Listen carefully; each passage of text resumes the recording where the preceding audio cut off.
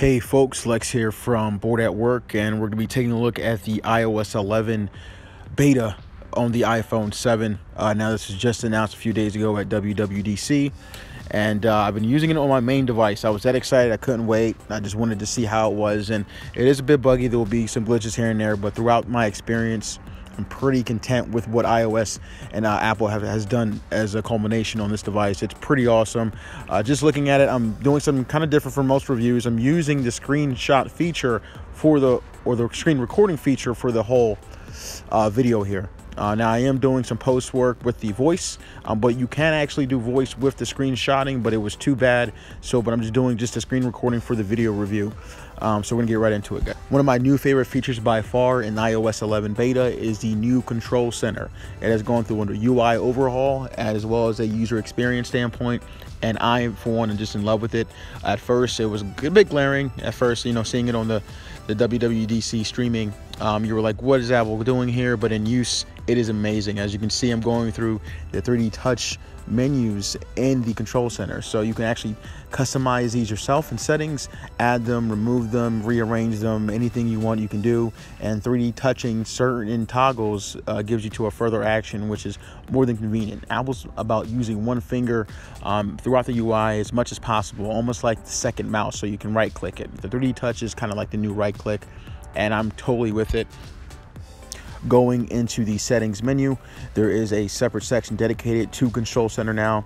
It's very visible. It's one of the first that you see when you get into the new settings system, and it's very similar to different ways to toggle in various other apps. You just kind of take those sidebars on the right side and just rearrange them like so, and there are no limit to what you can add, it seems like. I mean, I've seen people just add the entire toggle section, which, I mean, if that it works for you, that works for you, but you'll know what toggles you use the most, and you can customize them like so.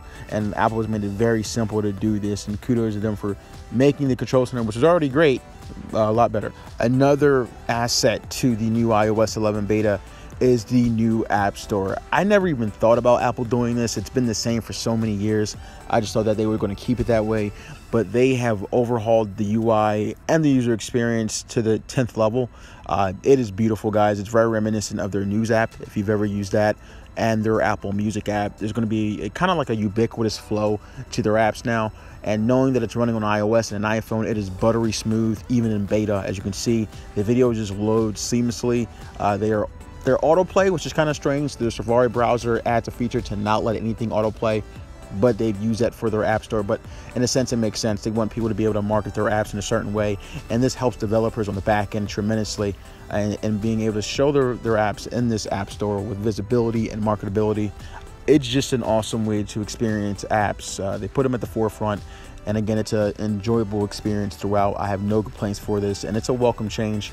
And I think Apple going forward as a beta continues to get upgraded. There'll be more apps that kind of just take this design language going forward. Clearly, everyone is interested to see how Siri has been updated in iOS 11. Thus far, visually, it does look a lot better. There is a dedicated, almost moving GIF image of Siri at the bottom. I think that's like a Easter egg in a sense to show you what the new home button will look like in the iPhone 8. I'm just guessing here, but I'm thinking that's where the virtual home button will be. Below would be the function area that's rumored. But going besides the point, Siri visually does look a lot better. It's adopting the card system that Google now uses and other various AI assistants, so it's definitely a pleasing touch. But the problem with Siri was really not my concern visually. The problem was it understanding what I'm saying and knowing how to dissect it. Now Apple has advised they've added contextual answers and responses to Siri. The beta does not really add credence to that. I've had multiple issues with it.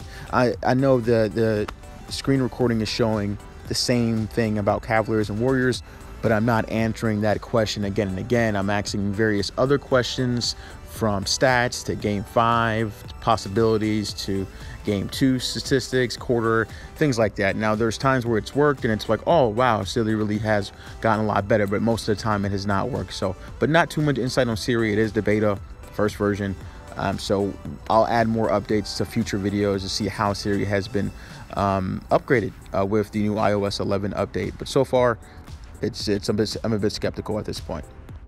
On a side note, a little bit more back-end customization has been added to Siri in the settings section.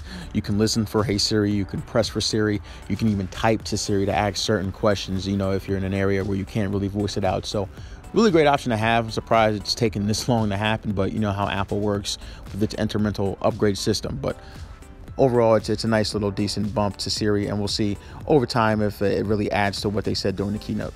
What I'm mentioning next is a awesome feature that Apple has added to the iOS 11 update, and it's the ability to have more control over your storage and apps. And they even took it a step further with some cool new features, but this has been a welcome addition to the iOS ecosystem. And I know Android users have had this for some time, but you know how Apple does it. They do it in a way where it makes it super easy, and then they give it to the backend system, and you can offload unused apps. They even give you the amount of memory you can do. And there's also a feature, which I'll be showing in a bit, that allows you to let the system get rid of those apps automatically. You don't even have to worry about it. Now you can enable them directly, or you can let the system over time know you don't use certain apps. Usually a lot of them are even the iOS apps. Now I know they probably won't do that, but the majority of app buildup happens, especially with the way the iOS system looks and functions. So this is an awesome feature to have. You can go into certain apps and see their app size and documents and data. You can remove the app and keep the documents and data. Usually more so the app is the bigger file, depending on how often you use it. I know Facebook, for example, it's like 400 megabytes just for the app. So you may have only about 23 to 50 megabytes of data in that app, and you can actually get rid of that app, and then once you reinstall it, it's still stored there. So really great customization, and leads credence to how great the memory management on iOS has always been its strong suit. I don't think any other device in the market does anything better, and this just adds more control for the user to handle these awesome features. That is going to sum up my favorite updates to iOS 11. Now, underneath the hood, there are about 100 plus new features to iOS 11, and this is just the beta 1. So as more come available and they get more, you know, fine-tuned, I'll definitely make new videos for you guys. But let us know what you thought about them. I think this update is sorely needed. It makes the iPhone just that much more of a compelling device. I know I'm sounding like an Apple fanboy, guys, but this update really is great.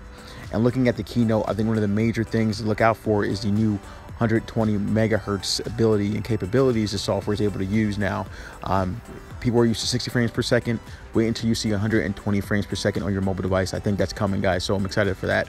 This is Lex at Boored at Work. Be sure to like, share, favorite, subscribe, and always enjoy your entertainment.